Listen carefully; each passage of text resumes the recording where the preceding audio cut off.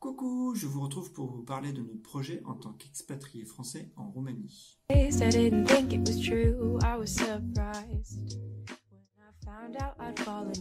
Alors pour faire très simple, on peut résumer ça en un seul mot. On a fait travailler nos méninges et on est arrivé à ce brillant résultat. Un peu plus sérieusement, il faut rappeler le contexte. Nous sommes en guerre. Une guerre contre les Français, certes, mais une guerre tout de même. Sans prétention, nous avons décidé de raison garder et de ne pas basculer dans la peur irrationnelle et de faire confiance en nos défenses immunitaires contre le Covid. La fameuse balance bénéfice-risque penche clairement dans la catégorie risque pour notre famille. La décision coule donc de source de ne pas faire partie de cette expérimentation génique à échelle planétaire. Je rappelle que ce vaccin n'en est pas un et que son autorisation de mise sur le marché n'est que provisoire en attendant des résultats définitifs seulement fin 2022, début 2023.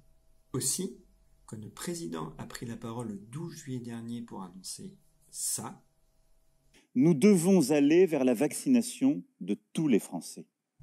Et surtout ça, dès le 21 juillet, le pass sanitaire sera étendu. Nous avons vu rouge, surtout quand on rembobine un peu le fil. Et je veux aussi être clair, je ne rendrai pas la vaccination obligatoire. Étant tous les deux fonctionnaires, ma femme Céline étant enseignante dans le premier degré et moi secrétaire administratif dans un lycée, nous craignons très vite que la vaccination s'étende à toute la fonction publique, surtout que nous sommes exposés à un large public dans nos établissements respectifs. L'annonce de l'installation de 6000 vaccinodromes dès la rentrée de septembre 2021 dans tous les établissements secondaires nous laisse craindre le pire pour nos deux filles, respectivement âgées de 14 et 16 ans.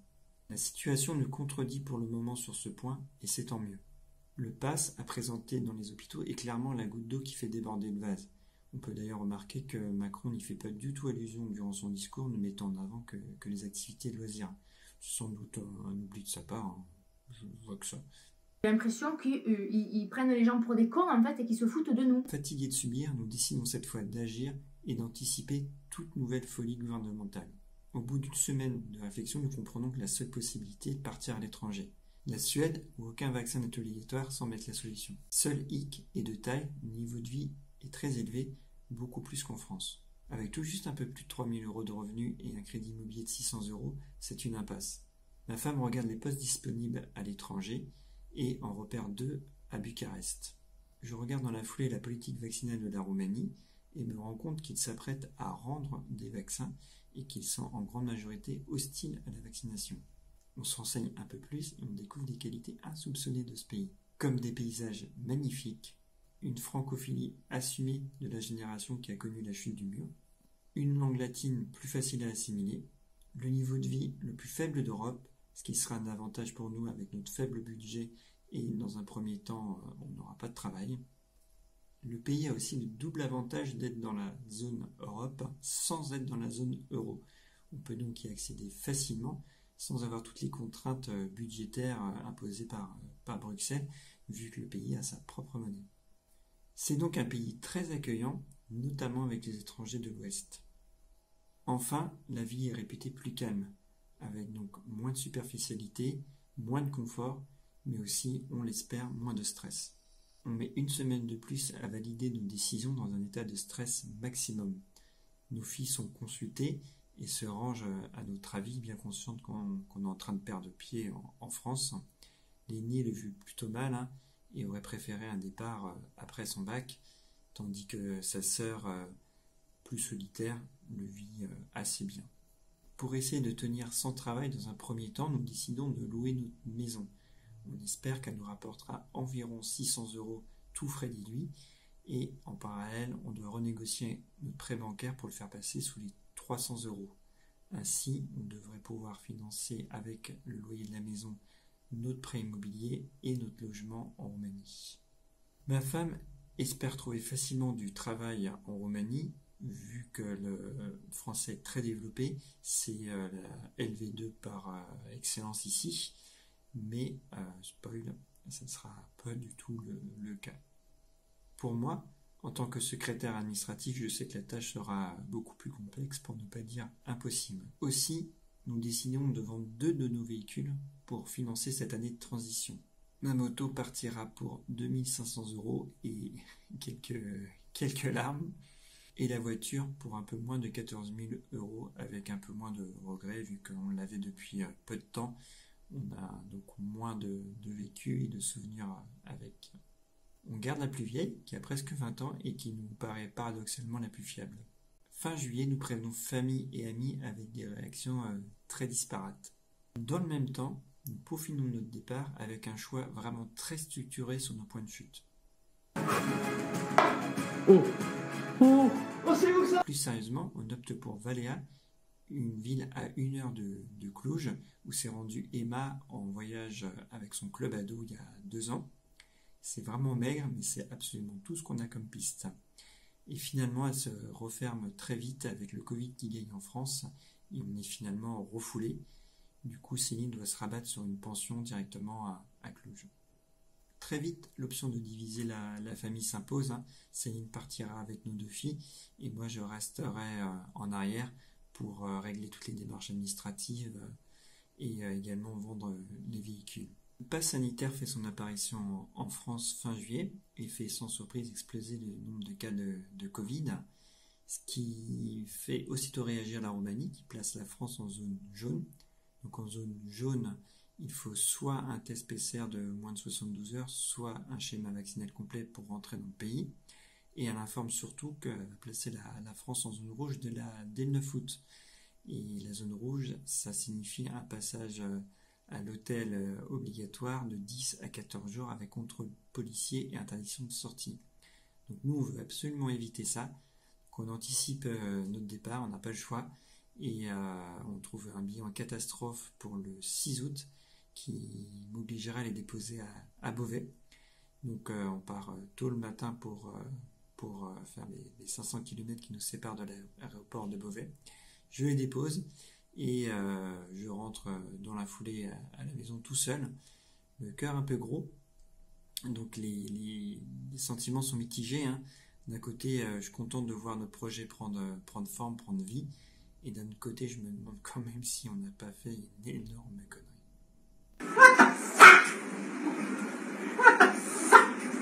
Céline espère trouver facilement une école sur place, ce qui va vite se révéler une impasse, toujours dans un souci d'égalité des chances, qui est le credo de notre belle nation.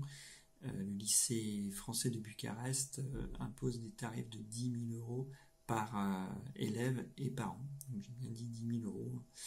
Donc forcément, c'est pas notre budget. On essaie de se rabattre sur un lycée qui a une ouverture avec la France sur Cluj, mais on se fait refouler assez vite parce que les filles ne parlent pas le roumain.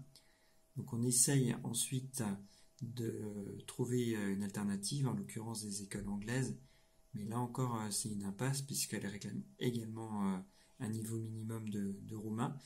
Et 400 € par tête et par mois. Donc ça fait quand même 800 € pour les 2 filles par mois, c'est pas trop dans notre budget.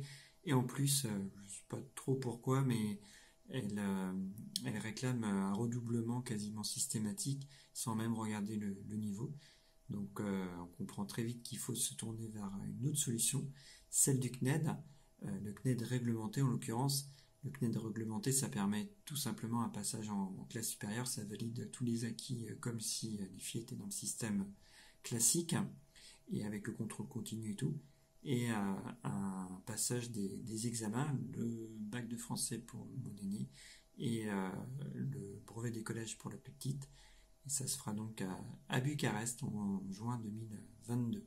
C'est un cuisant échec, on va pas se le cacher, puisque du coup on sait très bien que l'école est un facteur d'intégration et c'est le lieu idéal pour apprendre une langue.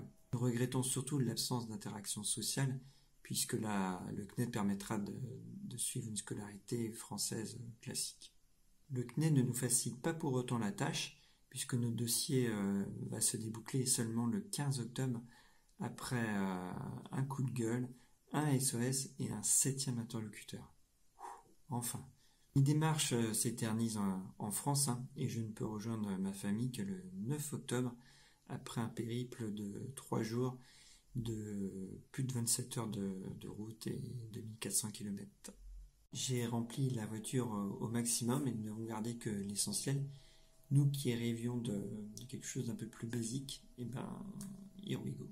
Rien d'autre ne suivra, hein. Nos affaires ayant été données en grande partie avant notre départ, et pour une autre partie, ce sont mes parents qui les stockent. D'ailleurs, merci, grand merci à eux. Parallèlement, les papiers traînent aussi en Roumanie, hein, même s'il n'y a pas beaucoup de démarches à faire pour résider légalement, il y en a quand même. À savoir ouvrir un compte roumain et l'approvisionner de 150 € mensuellement. Il faut traduire nos cartes d'identité et les faire valider par un notaire. Et en dernier lieu, il faut prendre une assurance de santé privée. Financièrement, nous nous rendons compte que notre budget explose, hein. On espérait tabler sur un budget de 800 € et on ne tiendra absolument pas. La nourriture coûte beaucoup plus cher que prévu et elle n'est pas aussi abordable, hein. On est presque au même prix qu'en France. Et pour tout un autre tas de choses, dont le secteur du high-tech, hein, informatique, téléphonie et tout, on est exactement au même prix qu'en France. Surtout que les prix de l'énergie explosent ici, hein, comme en France ou partout dans le monde, hein. Et par exemple, un litre de diesel, c'est 1,30 €, tandis que le 95 est à 1,30 € aussi à peu près, et le 98 se situe à peu près à 1,40 €. Plus, même si notre appartement était meublé, il n'était que partiellement équipé, et on a dû racheter beaucoup de choses basiques, hein, que ce soit de ménage ou des couverts, et la facture grimpe assez vite. Au point de vue téléphonie, on doit aussi jongler avec l'abonnement français et des cartes prépayées en Roumanie, c'est le plus simple. Et du coup, ça rajoute encore 6-7 € par personne par mois à notre budget. Autre dépense planifiée, mais qui fait un peu mal, ce sont les pneus, puisqu'ici, dès le 1er novembre, les pneus hiver sont obligatoires, hein, et on a dû changer les 2 trains de pneus. Il y en a quand même pour 400 €, ça fait d'autant plus mal que mes pneus étaient vraiment récents, et j'ai dû les abandonner parce que je ne peux pas les stocker. Une fois bien installés, nous espérons tenir avec 1000 € de budget mensuel. On a vite compris que les 250 € de revenu minimum étaient un leurre en Roumanie, parce qu'une partie des salaires est payée en black. Donc le niveau de vie est beaucoup plus élevé que ce à quoi on pouvait s'attendre. Et en ça, c'est une mauvaise surprise. Donc ça a nous obligé à nous adapter.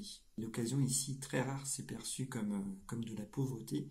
Donc il n'y a pas beaucoup de sites, il n'y a pas d'équivalent du Bon Coin par exemple, et il n'y a pas du tout de brocante. Donc on ne peut pas vraiment espérer faire de bonnes affaires ici. Ici, c'est vraiment le neuf qui prédomine et qui fait valeur, qui fait foi ici. Pour compléter nos revenus, j'espère à terme pouvoir tirer 200 à 300 € de la chaîne YouTube, hein. Ça serait vraiment très très bien. Je tente aussi des liens d'affiliation avec Amazon, hein, toujours sur ma chaîne YouTube, hein. Je ne l'ai jamais fait jusqu'à présent, mais la piste n'est pas très prometteuse, hein. Là, j'ai réussi à engranger 5 € je crois en 6 ou 7 jours, donc c'est pas ça qui nous fera vivre. Et Céline essaye aussi de ce côté de monter un projet, donc on verra ce que l'avenir nous réserve de ce côté-là. De toute façon, on s'est donné 1 an pour y voir un peu plus clair, et d'ici là, on comptait sur la vente de nos véhicules pour financer cette mise au vert, en attendant éventuellement d'autres opportunités financières. Au niveau politique, le gouvernement est plutôt de centre droit, hein. C'est un parti proche d'En Marche, et il a été mis en minorité au Parlement suite aux crises, hein, que ce soit le Covid ou la crise énergétique, et on se retrouve avec une grosse instabilité politique puisqu'il n'y a pas de majorité qui se dégage. Et la Roumanie a fait la une de l'actualité mondiale, hein, puisque du coup c'est devenu le pays avec le plus de mortalité Covid. Et il faut dire que ce pays avait été épargné jusqu'à présent par l'épidémie, hein. On n'avait pas beaucoup de cas, et là on va dire que c'est cette 4e vague, finalement c'est la vraie première vague en Roumanie, et c'est pour ça qu'elle est aussi mortelle. Le gouvernement a tenté de réagir à cette vague de mortalité et a institué le 25 octobre pour 30 jours le certificat vert, qui est l'équivalent de notre passe sanitaire. Donc concrètement, cela implique un couvre-feu de 22 h à 5 h du matin pour les non-vaccinés, l'interdiction d'accès aux centres commerciaux et normalement à toutes les administrations publiques, même si on a pu se rendre à la poste ou à la banque, ça reste accessible, il n'y a pas un zèle de ce point de vue-là. Et gros fail, on a également le retour du masque obligatoire partout, en fait, en intérieur comme en extérieur. Donc là, c'est vraiment pénible. Pour autant, la pression est beaucoup moins forte ici. Les gens portent très peu le masque en dehors des magasins où c'est vraiment obligatoire. Dans la rue où ça l'est devenu maintenant aussi, franchement, il n'y a pas beaucoup de monde qui l'a. La médiatique est aussi beaucoup moins forte. Les journaux locaux se focalisent sur des événements locaux, justement, comme par exemple la présence de Simona Alep, un tournoi de tennis à Cluj, l'enfant du pays, ou un ours qui a été vu pas très loin d'ici, et le Covid vient seulement après. Et même dans la une nationale, le Covid, il y a quelques sujets, évidemment, mais il n'y a pas que ça, surtout qu'il y a une grosse crise politique, donc ça reste focalisé sur la crise politique majeure en Roumanie, et non pas sur le Covid. Donc en cela, on peut souffler. Sans certes une montée en tension, on ne va pas se le cacher, mais il n'y a pas non plus de psychose. Et mine de rien, je peux vous assurer que de ne plus voir notre monarque se pavaner en France, ça fait vraiment un bien fou. Il dit aussi qu'une expérience à l'étranger ne pourra être que bénéfique, même si on se laisse la porte ouverte pour entrer en France, vu que la location de notre maison n'aura un bail que d'1 an, c'est l'avantage de la location meublée également. Alors bien sûr, les doutes persistent, on s'inquiète pour la scolarité de nos filles, on est éloigné de la famille, la langue roumaine est finalement plus compliquée à appréhender qu'on l'espérait, et financièrement, on sera forcément pris à la gorge à un moment donné, et ça sera d'autant plus vrai si notre maison ne trouve pas de locataire, ce qui est pour le moment le cas. On fait pas le malin maintenant! On fait pas le malin! Toutefois, on s'efforce de rester positif, et on profite à fond du dépaysement pour le moment. Il nous manque juste quelques contacts, tant roumains que d'autres expatriés français, ça nous permettrait de nous guider un peu et de faire notre réseau. Et après tout, si d'autres l'ont fait avant nous, pourquoi pas nous? Le mot de la fin se résumera comme ceux de l'introduction, par une image.